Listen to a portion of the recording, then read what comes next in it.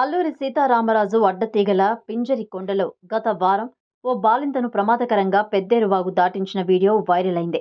దీనిపై గిరిజన సంక్షేమ శాఖ మంత్రి గుమ్మడి సంధ్యారాణి స్పందించి రోప్వే బ్రిడ్జిని మంజూరు చేశారు. వర్షాలు తగ్గాక ఇందుకు సంబంధించిన పనులు ప్రారంభం కానున్నాయి. దీనికి 70 లక్షలు ఖర్చవుతుందని అధికారులు అంచనా వేస్తున్నారు.